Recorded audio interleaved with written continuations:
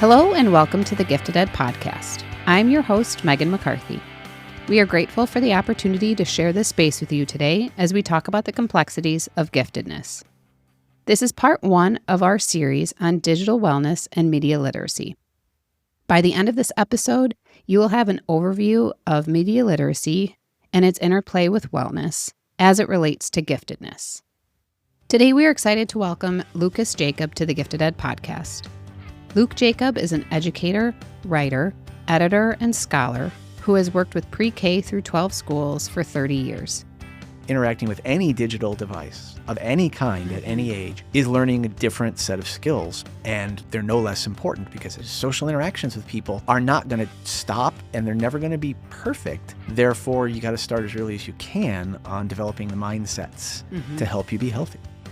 He has published several volumes of poetry and approximately 100 essays, poems, and stories in trade and literacy journals.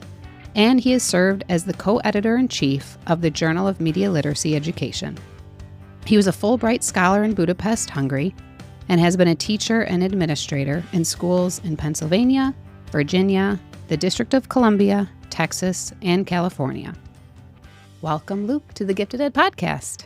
Thank you so much for having me and for hosting this series of conversations about a topic that from all of my time in schools, I think is so important, even more so now than it was 10 years ago. It is growing, that's for sure. It seems like everywhere you look, there's resources, curriculum, TED Talks, etc., all centered around digital wellness and media literacy. And it's definitely not new. I mean, within the last 10 years, you could say that is new, but in the concept of where we are with education, it just seems like with the pace and the growth and the level of potential impact, it just is very fast and vast. Yes. So let's start kind of foundational at breaking down what the terms media literacy and digital wellness mean. Yes, well, and these questions do change, of course, but I'm happy to say that the basic definition of media literacy has been stable for nearly 40 years now. And you'll hear slight differences in some of the verbs I'm about to say, but basically, it's the idea of being able to access, analyze, evaluate, create, and act, those 5 things, using different forms of media. And so when the field began, you might be talking specifically about how to access, evaluate, analyze, and create film or a music track or the kind of layout you would find in a print magazine, or perhaps any kind of advertisement, be it on the radio or on a billboard. As the field has developed and the internet has become public, and then, of course, we moved into social media, we've had to add all kinds of new levels, but the basic idea that to be media literate is to be someone who has learned to access, analyze, and use different forms of communication, different media tools. That's pretty stable, that definition, that concept. Okay. So, digital wellness. Yeah. That term, I can't say it didn't exist 15 or 20 years ago. I can say it was not commonly used. So as you mentioned, I've been in schools. This is my 30th year in schools. It wasn't until 7 or 8 years ago that I personally encountered people using that term together. Digital literacy, digital knowledge, and of course, wellness was often called health for a long period of time. But those terms basically started to be used together over the course of the last decade because as media literacy has been adapted to the digital age, right, young people's wellness and everyone's wellness has been changed by the digital age. Not necessarily for the worse, for the better and the worse. And so we've had to think about, when we think about someone's wellness, they spend X amount of time in digital spaces. And so you have to be well in a digital space just as you do in your day-to-day in-person life. Right. And so that term, digital wellness, came to be the confluence of being media literate in digital ways and making sure you're being healthy, that you're taking care of yourself and others, not just when you're working with someone face-to-face, not just when you're in a classroom with someone or sitting in a room with a sibling, but when you're interacting with people in virtual spaces where you might never actually know who they are. necessarily. And I know I picked up on the access, analyze, and use. I know there were 5, Yeah. but those are the 3 that you had repeated. Those skills of what or how we use those skills just with social interactions at as early as, well, right, as early as before school, definitely before school age, but then those are things pre-K, kindergarten, first, right? Those are just foundational social skills that Yes. you're practicing and refining and learning from that go through your life. Those aren't things I think as a social worker anyone ever masters, if you will. Right. But it's almost now learning how to do all of that with social interactions, like you said, in a digital where there isn't the facial cues to read, there aren't the nonverbal cues, all of that is taken away. Yes, or is different. Even if you Or do is have different. them, even if you If you do do it have those face-to-face, yeah. cues, they present differently. They might be altered over time. Mm-hmm. You might not be seeing or hearing all of the context no matter what you are seeing and hearing, it's always coming through that digital medium.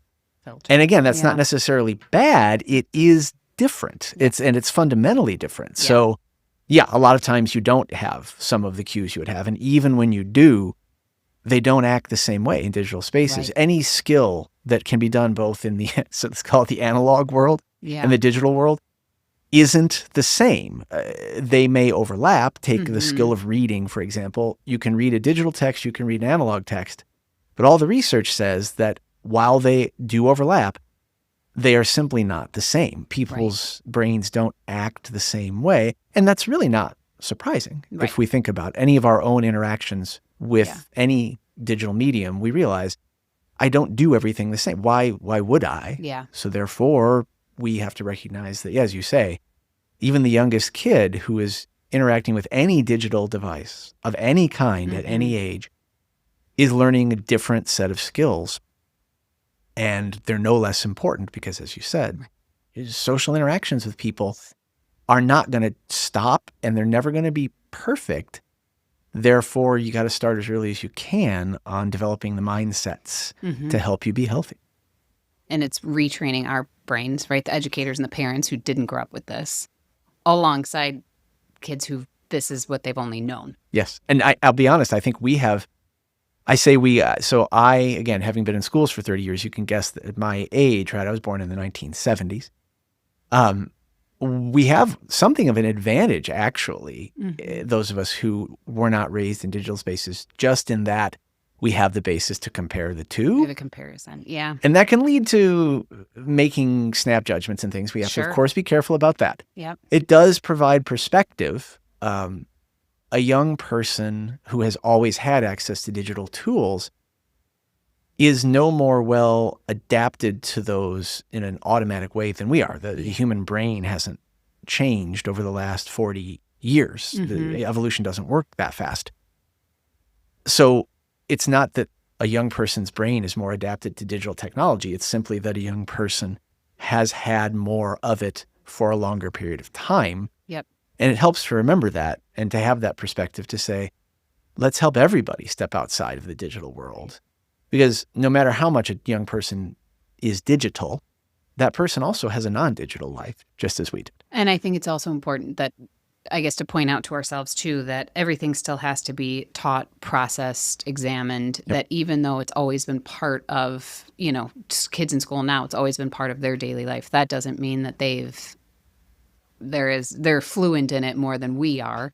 I mean, they probably have a higher fluency in it, but the life skills that we've acquired thus far, right, still have to be implemented or integrated into processing all of that and analyzing all of that, going back to the media literacy tenets that you brought up in the beginning. Exactly. I think for educators and for parents thinking about their kids, you can use an analogy to any given subject in school that we think of as quote unquote traditional for the last 100 years. So you take writing, for example, as a skill.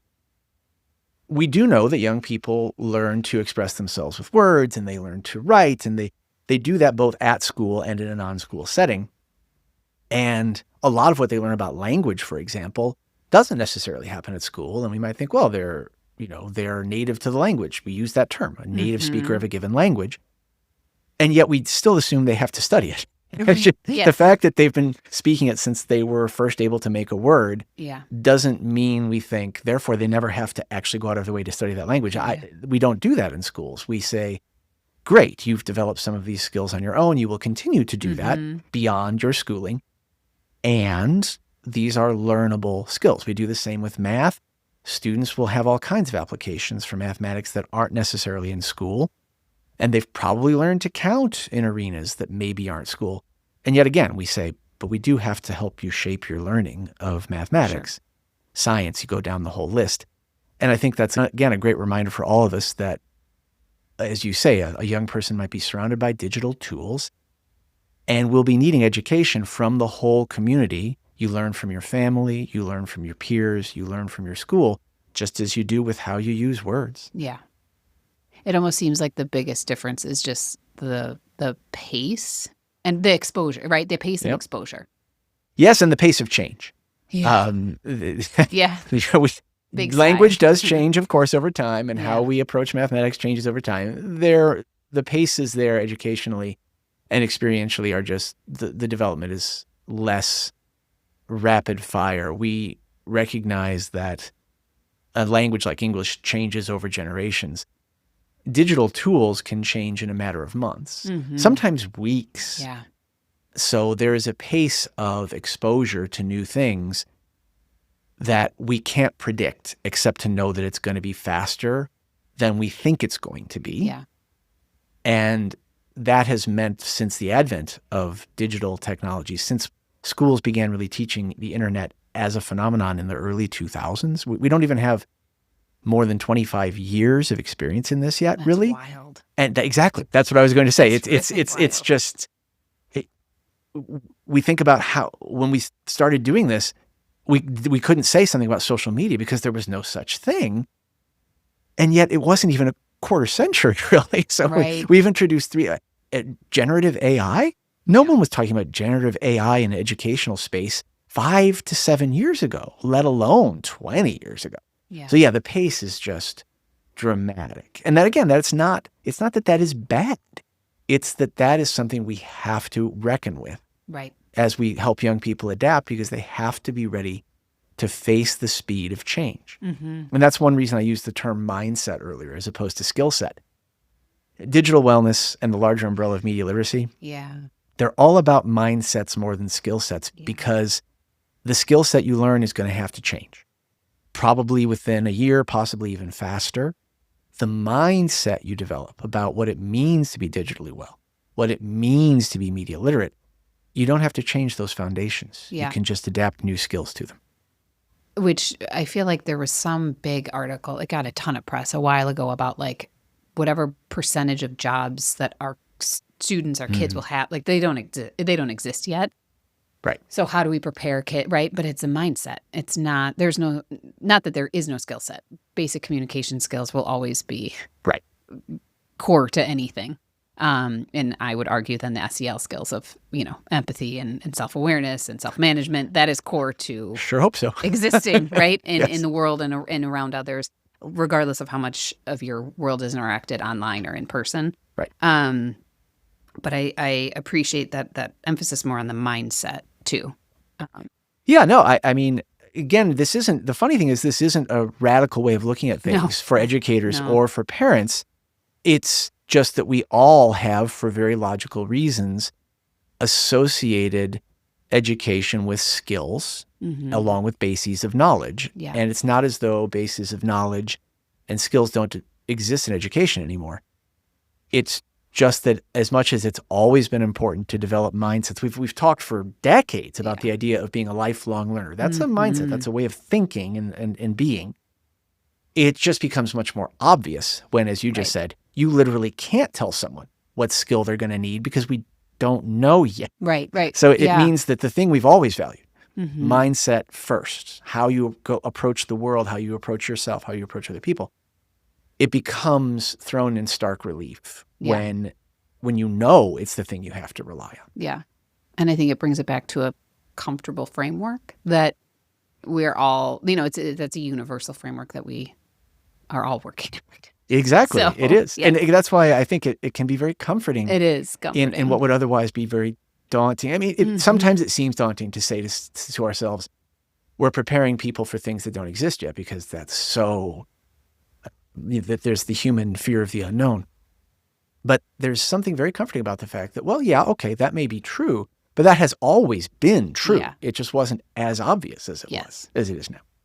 I find myself, this is a particular time where it's a yes and, right? That's right. Like that seems to be the biggest piece right now because of how much unknown there is and how exciting it is and Yes. terrifying. Actually, if we could get everyone to adopt that mindset shift that Right. you just named, by itself, that makes a huge difference. It does. I can say it. I don't know if I've adapted it every part of my life, but I can sure say it. And we've kind of touched on this, but just how has the field developed over the past 10 to 20 years, starting from media literacy and now moving into digital wellness? Yeah. We did touch on it. And as you know, you and I could probably talk about it for 2 hours. So I'll break it down to a couple of key trends.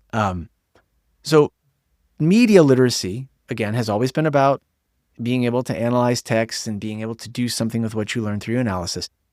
And in the past 20 years, so much of that has, of course, been about digital texts in a way that was not true even as recently as the 1990s.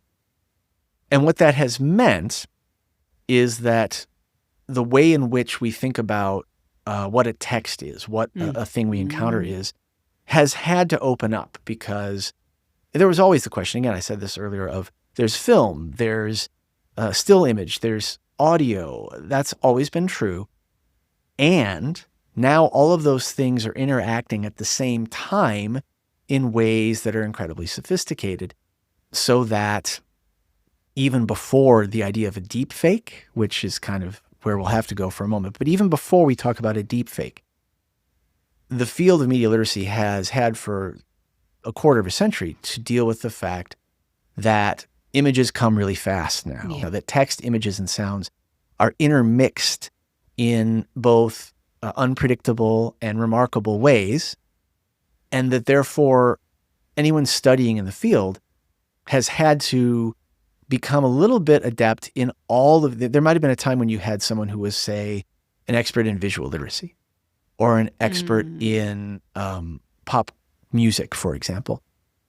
To some extent, every person who interacts in digital spaces now, you can't understand a meme, as an example, if you don't have a little bit of pop culture knowledge, Right. a little bit of music knowledge, a little bit of film knowledge, a little bit of general cultural knowledge. All those things get mashed together in digital spaces in ways that are often sense like, of humor. yeah, they would sometimes. exactly. And Yeah. sometimes they're really cool and Yeah. fun and interesting.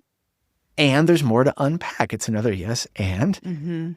So the field of media literacy has just had to recognize that all those foundational skills of you have to be able to read an image as well as text. You have to be able to read sound clip as well as an image and text. You have to be able to read something in motion as well as something still. That none of that has changed. And now people's social lives, for example, people's news access, for example, Yeah. have both moved into digital spaces. And that's been a fundamental change. When we started talking about the internet in a scholarly and then educationally pedagogical way, that shift hadn't happened yet. Most socialization was still happening face-to-face, and most people got news and information through a small laundry list of sources that everybody recognized. Yep. As the internet has developed and as social media have become dominant, those, again, just as two examples, how people get news and information about the world and how people interact with other people socially, those things have merged. And it was not the case in the 1980s and 90s that your news gathering life was necessarily always bound up with your creating friend groups life. Those things might have been separable. Right. And they were slower to happen. So the field has had to really say, okay, with people socializing themselves and educating themselves in various ways and seeking out answers to questions large and small, trivial and profound, all in digital spaces, the field has had to open up to say, let's pay a lot of attention to all of this stuff at the same time. And the angle of wellness it was, again, always important. No one ever argued that you didn't think about wellness in schools. There have been health and wellness courses in every school that I remember taking a course in the 1980s in the ninth grade about wellness. This is not a new concept. As all of those changes were happening in media literacy, wellness was, of course, undergoing the same changes. If we're talking about people's interactions with other human beings, that's, and that's, you could talk about physical wellness as well, of course. People are getting advice about their physical health in social media spaces. But even setting that aside, the field of wellness has begun to deal with digital interactions. Just as an example, a friend and colleague of mine who has been a school counselor for the better part of 20 years has estimated that a majority of time spent with adolescents and pre-adolescents now is either about or directly related to digital life. And again, was that true 20, 25 years ago? Were there some? Sure, but not a majority. Yeah. And so that's why the term digital wellness, I think, even exists at all, is that, and if you could see the hand gesture I'm making, I'm moving two hands kind of on parallel tracks, closer and closer and closer over time, right? A mathematician would say, oh, asymptotal, right? They're never going to touch exactly. But that's what's happened, is that digital and media literacy, we've started thinking about, wow, okay, so what are the implications for what's going on in people's emotions and feelings and thoughts, their emotional life, their feeling of self? Of course, we've had to think about those things in the age of social media. And of course, people in wellness have been saying, wow, we have to think about all this stuff in a digital way. So we've always been thinking about, on the media literacy side, we've always been thinking about digital tools. And more we've had to think about implications for wellness. People working in wellness have always had to think about social, SEL stuff, right? Yeah. Had to. And more have found that those things are digital. So the two fields have become closer and closer. And we all know that in the last few years, some of the biggest texts, some of the biggest publications of books that teachers and parents around the country have read have been texts that are a mashup of psychology, sociology, media literacy, medicine, brain science. Right. Because you can't separate those things like maybe you could have once upon a time. Right. Yeah. There's so many notes that are kind of flooding through. I think in looking back, so this is my 18th year in schools. And even within that time frame, I can absolutely see a difference from 18 years ago till now. I don't know exactly when tech entered. There wasn't a moment, if you will, that I can remember, and this year this is coming out. I mean, I know that is true in the tech world, but how that integrates down into schools and students and their day-to-day life. But I think what's fascinating with this is that it's simultaneously hitting everyone, right? There isn't a generation that has already worked through some of this. It's all hitting us at the same time. Yeah. You can say, for example, that there are generational differences in which social medium is the one, right? Like no one who's under a certain age uses Facebook. And you can make those distinctions. Yep. And they don't really matter in a certain sense, in that, as you said, everyone who's around now dealing with these things has been experiencing the same pace of change and has been experiencing the same disconnects that are bound to happen when you realize you're existing in both a digital space and an in-person space. We're all going through those things, maybe in slightly different ways, but we are all experiencing them. You can talk to someone, and I have, who's in their 70s about their experiences in digital spaces, and then talk to a 12-year-old, and they won't be the same conversation. The same topics will come up. Yeah. Just in slightly different ways. Thank you. My mind is still going, but thank you, Luke, for sharing your time and expertise with us. We're so grateful to start this conversation with someone as knowledgeable and as intentional about the work as you are. And thank you for having this conversation and for your willingness to delve deeply into some of the other topics directly related to this. I think it's safe to say this is just the start of the work that we'll do in like you said, the episodes to come. Before we leave you today, we wanted to leave you with a reflection question, which is just to start thinking of what digital experiences are your students having in your classroom or that your children are having at home? And what opportunities can you create to talk about these experiences with them? We want to thank you today for joining us in this space. Please subscribe to the Gifted Ed podcast to stay up to date with our latest episodes. Stay tuned for our next episode that continues to unpack the complexities of giftedness.